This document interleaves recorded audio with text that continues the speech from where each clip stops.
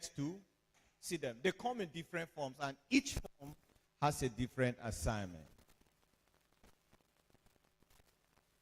Okay, this is the class and the division of archangels. Now, this picture is not too clear, but let me tell you. You see that angel on top there. What color do you see? Purple? He is the greatest of all the angels. Metatron. His name is Metatron. Right. M-E-T-A-T-R-O-N. Under him, these are the classes of archangels. So only him controls 1, 2, 3, 4 different archangels. To this side, this is Gabriel that came to Mary, angel. But you see, he's an archangel here. Up there, that is Raphael, the archangel and the angel of healing. If we are having any confusion here with sicknesses, and we just release the power. 1, the angel of the electricity of healing, we call him last week virtue, isn't it? Good. He will go like electricity into the body. But this one will be the one that will command the perfection of the healing. I hear an amen. Are you following me here today? Now, this way, you see this one is blue. This is Michael, another tough one. Now, let me show you who can do this. You see that angel up there, that archangel up there, only him can enter into these other 4 archangels. Can you see how powerful he is?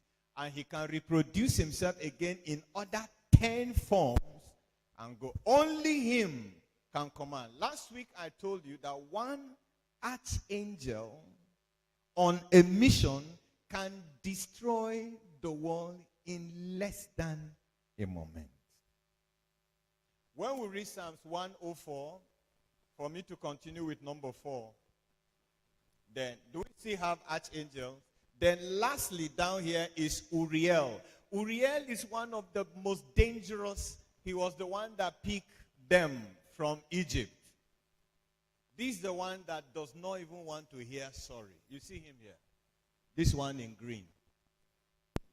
That one doesn't hear. If the father said, kill Maji now. Kill Maji now. Before he will finish the killing, if the father says stop, that's when he stopped. But that you and I are praying and binding the spirit of death. Him, he doesn't hear it. And that's why when they sent him, the moment they went over with Metatron, over the Red Sea, the thing closed up. They didn't hear the plea of anybody that, I beg, I want to get born again. They don't hear that in the Red Sea. Sure, you were coming to kill us. Now, when the sea opened her mouth to swallow, you now started thinking of repenting. Him. See him up and this one down. He can change to a ball of fire, change to a pillar of cloud. These are angels. So sometimes when you see the wild wind coming, in this part of the world, Nigeria, people don't like to see the wild wind. You see people throwing stones. They will tell you, say, now ghosts. Geography has a definition for it.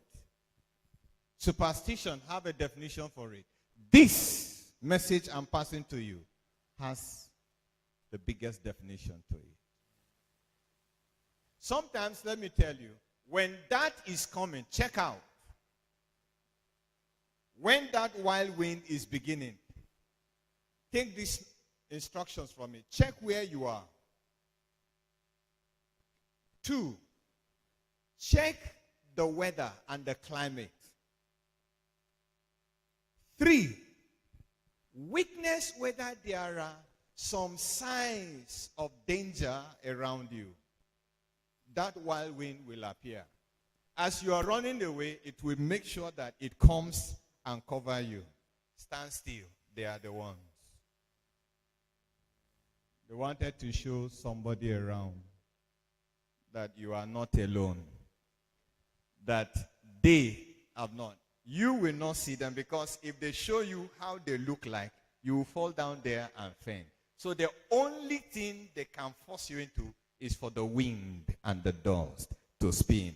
Was it not the same wind that took Elijah up to heaven? Come on. 2 Kings chapter 2. That's where you see them, the wild wind and the chariots. We shall come to that angel that was the chariots. As soon as Elijah went up, let's check his name. Elijah. That is Eliyahu. The Bible says he has no father, no mother, no descent of days. Elkanah, you have your daddy and mommy, isn't it? Elijah has no father. He has no mother. So when the chariots came and took him and Enoch, when you read about Enoch again in Genesis chapter 5, these are people that lived just 365 years. Have we anybody that has lived 365 years in the world today? None. Enoch lived 365. The two of them will return to earth in Revelation chapter 11. They were never found with sin. And that was why he dealt with Jezebel, and dealt with Ahab. Because Eliyahu, that's Elijah, was God himself. He's an angel. Then he appeared in John the Baptist. He was the same person. Can you see how he appeared? So even in our time, every generation, but some of them, when they come, just like Satan failed, and some of the angels fail, that is how some of them come into this life and they will also fall. Do I prove to you? Genesis chapter 6. Angels started sleeping with the daughters of men. Some human beings have been born to families, but they are not human beings. They are angels sent into this world. Can I tell you reason? God is trying to disguise them so that people will not know them easily. Why? Even he himself subjected himself to the birth through a woman. So that you look at him, he wants to know who will believe in him. You know that if people know that he is God, truly that he descended from heaven, you know, say people will not hide their true identity. He wants to know who is genuine. That's why I ask you a question. Fee, in your course of moving from Makudi, Abuja to anywhere, have you ever met God physically? That you're going to worship him in this church? They'll tell you that today Jesus will appear at KARU. Can't you see the deception that always happens? So these are them. Next picture. See them again? These are the last classes of archangels. What do you see here? War. This is a format of war. And when they come lightning, you will always see them with daggers. And when they are not in the mood of war, with wings, but they will never appear to you as an individual.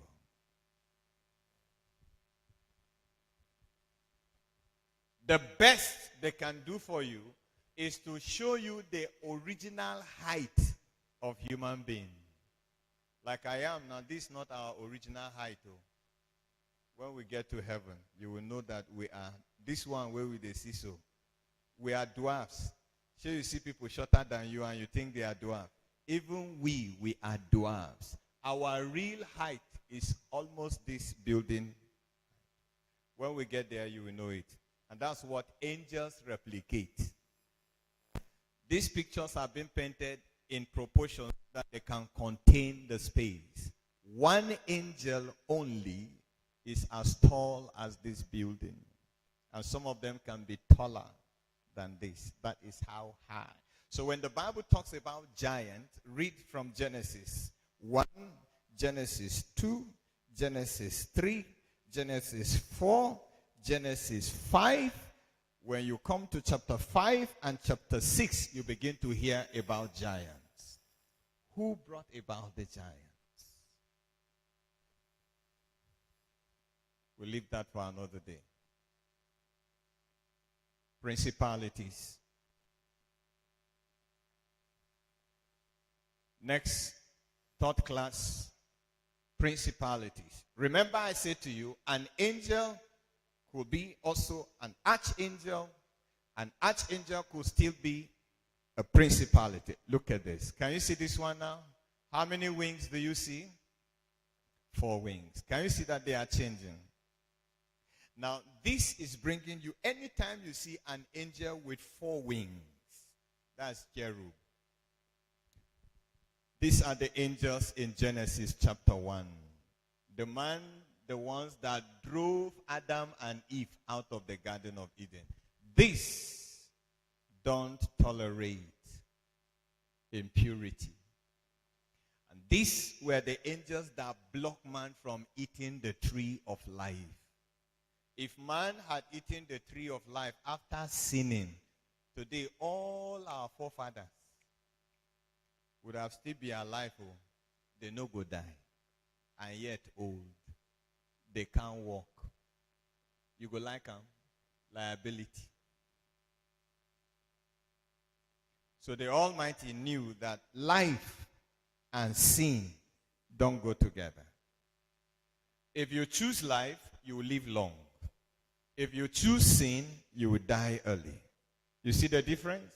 The Bible says, he that doeth the will of God abideth for what? Forever.